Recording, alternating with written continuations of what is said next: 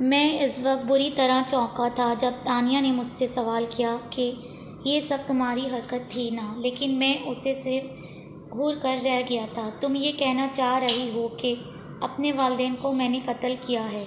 میں نے تلخ لہجے میں جواب دیا تھا، اور تانیہ کچھ دیر خاموش رہی تھی۔ میں نے یہ سوال اس لیے کیا تھا کہ خالو نے کل رات کہا تھا کہ یہ کسی گھر والے کی حرکت ہے۔ تانیہ نے کچھ دیر کی خاموشی کے بعد کہا تھا، پھر مجھے تمہارا وہ فقرہ یاد ہے جو تم نے کہا تھا چاہے کچھ بھی ہو جائے تم مجھے اپنی بیوی بناؤ گے۔ تانیہ نے اپنی بات مکمل کی اور میں اسے گھور کر رہ گیا تھا۔ اگر اس نے میری بات اپنے خالو کو بتا دی تو میرا بچنا بہت مشکل ہو جائے گا۔ اعظم چہلم تک رکا اور چہلم کے اگلے روز واپس لندن چلا گیا۔ اس دوران اعظم ہمارے ساتھ رہ رہا تھا۔ میں نے اس کے موبائل کی اچھی طرح تلاشی لی تھی۔ اس کے کانٹیکٹ لسٹ میں ایک نام ماریا بھی تھا، جو مجھے بہت زیادہ مشکوک لگ رہا تھا کیونکہ اس نمبر سے بہت زیادہ میسیجز کیے گئے تھے۔ ایک بار میں نے سوچا کہ اعظم کے موبائل سے ماریا کو فون کر کے حقیقت جان لوں، لیکن پھر میں نے وہ ارادہ ملتوی کر دیا کیونکہ ماریا اس کا ذکر اعظم سے ضرور کرتی کہ تمہارے فون سے مجھے معظم نامی شخص نے فون کیا تھا۔ لیکن یہ بات میں نے تانیہ کو ضرور بتا دی۔ لندن میں اعظم کی ایک گرل فرینڈ بھی ہے جس کا نام ماریا ہے۔ میں نے اسے ماریا کا نمبر بھی دے دیا اور تانیہ نے ان نمبروں پر ڈائل بھی کیا۔ دوسری جانب سے جو کہا گیا وہ تانیہ کے لیے بھی حیران کن تھا۔ تانیہ نے پوچھا تھا، کیا میں اعظم صاحب سے بات کر سکتی ہوں؟ تو اس جانب سے کہا گیا، آپ کو جو کچھ اعظم سے کہنا ہے آپ مجھ سے بھی کہہ سکتی ہیں۔ اور تانیہ کا اگلا سوال تھا، آپ کا تعارف؟ تو ماریا نے جواب میں جو کہا وہ بہت عجیب تھا، میں مسز اعظم ہوں۔ اعظم تو پاکستان گئے ہوئے ہیں، ماریا نے جواب میں کہا تھا۔ تانیہ نے فون بند کر دیا اور میرے پاس آئی تھی۔ تم نے تو کہا تھا ماریا اس کی گرل فرینڈ ہے، لیکن وہ تو اعظم کی بیوی ہے، تانیہ نے کہا۔ اب تم کیا کہتی ہو؟ میں نے سوال کیا اور ماریا مسکرا دی تھی۔ شادی تو میں اعظم سے ہی کروں گی، تانیہ کا جواب تھا۔ اس کے ہونٹوں پر مسکراہٹ تھی، یہ حقیقت جاننے کے باوجود کہ اس کی ایک بیوی پہلے سے موجود ہے۔ میں نے کہا تو وہ ہنس دی تھی۔ اس ہنسی کے جواب میں کہنا پڑا، تم مجھے یہ بتا دو کہ آخر میں کیا کروں کہ تمہیں میری محبت کا یقین ہو جائے؟ تم یہ چاہتے ہو کہ جو کچھ اعظم نے کیا وہ میں بھی کروں، تانیہ نے کہا اور میں ہنس دیا۔ اگر تم نے خود اپنے لیے بربادی کا راستہ چنا ہے تو میں کیا کر سکتا ہوں، میں نے کہا۔ تو تانیہ نے ایک کہکا لگایا، مجھے وہی کچھ ملنا ہے جو میری قسمت میں ہے، تانیہ کا جواب تھا۔ کوئی اور شخص ہوتا تو اس کے بعد دل چھوڑ دیتا، لیکن مجھ پر اس کا الٹا اثر ہوا تھا اور میں نے ثانیہ کے اس کے جواب کے بعد اپنا ارادہ اور مضبوط کر لیا۔ چہلم کے بعد وکیل نے مجھے بلوا لیا اور مجھے بتایا کہ اعظم نے تحریری طور پر اپنا حصہ لینے سے انکار کر دیا ہے، یعنی اب وہ پوری جائیداد میری تھی۔ میں نے اس کے بعد ایک بار پھر ثانیہ سے بات کرنے کا فیصلہ کیا، لیکن تانیہ نے اب بھی اپنی بات پر قائم رہنے کا فیصلہ کیا ہوا تھا۔ یہ بڑوں کا فیصلہ ہے کہ میری بہن تمہاری بیوی بنے گی، تانیہ نے کہا۔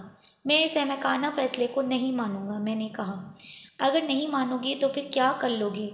تانیہ کا انداز چیلنج کرنے والا تھا۔ یہ تو تمہیں وقت آنے پر پتہ چل جائے گا، اس وقت بتانے میں کیا حرج ہے، تانیہ نے جواب دیا۔ حرج نہ ہوتا تو بتا دیتا، میں نے جواب دیا۔ جو کچھ میں نے سوچ رکھا تھا وہ ایسا نہ تھا کہ میں اسے بتا دیتا۔ دن گزرتے رہے، میں وابڈا کی جانب سے کھیل رہا تھا، اخبارات میں میری تصویریں چھپ رہی تھیں، میں اس کے ساتھ ہی میرے کارنامے بھی اخبارات کی زینت بن رہے تھے۔ مگر تانیہ کسی چیز سے متاثر نہیں ہو رہی تھی۔ میں اس وقت وابڈا کے لیے میچ کھیل رہا تھا جب اعظم کا فون آیا، جس میں اس نے 2 روز بعد اپنی آمد کی اطلاع دی تھی۔ کیا تم نے ماریا کو چھوڑ دیا؟ میں نے سوال کیا۔ میں نے نہیں، بلکہ اس نے مجھے چھوڑ دیا ہے، اور جاتے ہوئے وہ میری بچی کو ساتھ لے گئی، بلکہ میرے اکاؤنٹ کا بھی صفایا کر گئی، اعظم نے کہا تھا۔ میں نے تانیہ کو یہ اطلاع دی کہ ماریا اعظم کو صرف چھوڑ ہی نہیں گئی بلکہ اسے کلاش بھی کر گئی ہے، لیکن اس نے کوئی رد عمل نہیں دیا، یہاں تک کہ جب میں نے پوچھا اب تم کیا کرو گی تو اس کا وہی جواب تھا، وہی کروں گی جو پہلے کہہ چکی ہوں۔ میں اپنے شہر پہنچا تو گھر جانے کے بجائے ہوٹل میں قیام کیا۔ اگلے روز اعظم نے آنا تھا۔ میں نے ہوٹل سے تانیہ کو فون کیا اور اسے اپنا کمرہ نمبر بتایا۔ توقع کے عین مطابق تانیہ آدھے گھنٹے کے اندر میرے سامنے بیٹھی ہوئی تھی۔ میں اپنا تمام کام مکمل کر چکا تھا۔ تانیہ آئی تو میں نے کولڈ ڈرنک کا آرڈر دیا اور کمرے سے باہر جا کر میں نے ویٹر سے کولڈ ڈرنک لی۔ اس میں نیند کی گولیاں شامل کر کے تانیہ کو پیش کی۔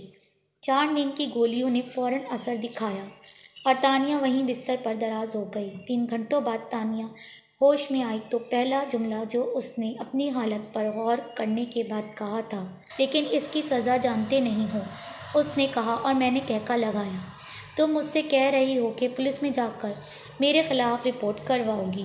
میں نے مسکراتے ہوئے کہا، تم یہ بھول رہے ہو کہ میرے خالو DSP ہیں، تانیہ نے کہا۔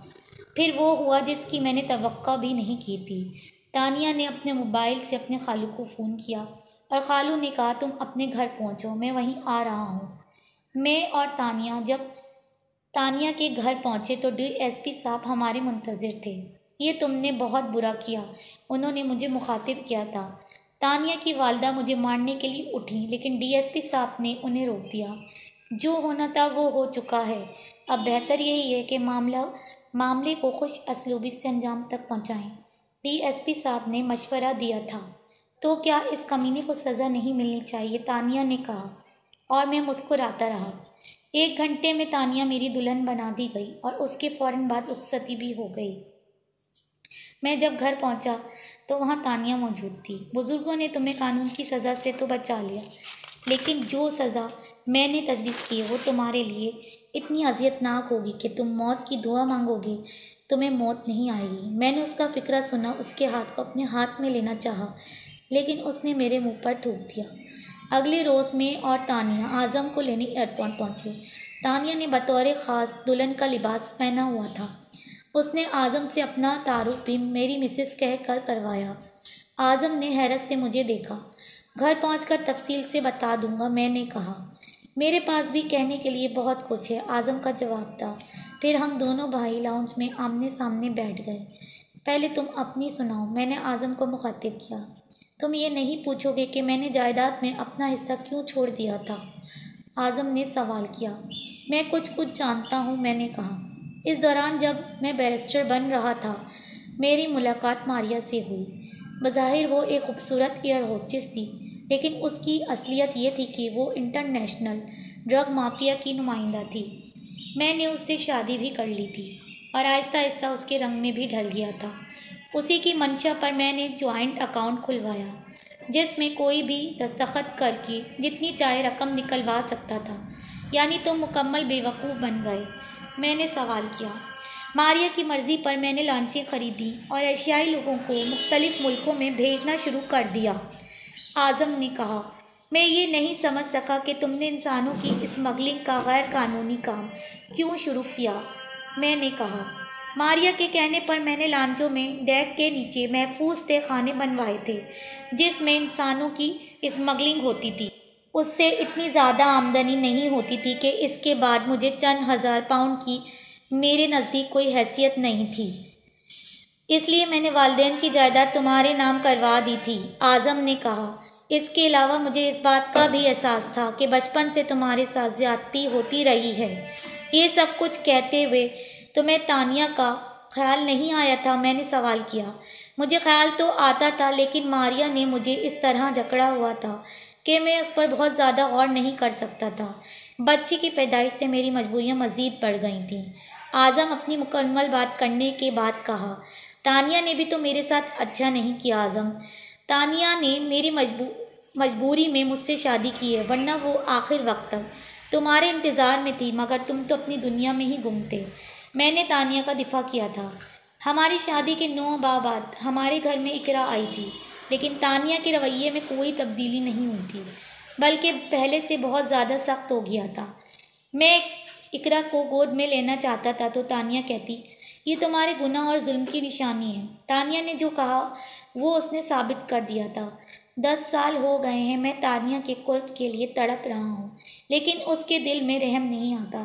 ایک بار تو اس نے یہ بھی کہہ دیا تھا کہ یوں گڑ گڑا کیوں رہے ہو، پہلی بار کی طرح مجھے بے ہوش کر کے۔ اپنا مقصد حاصل کیوں نہیں کر لیتے؟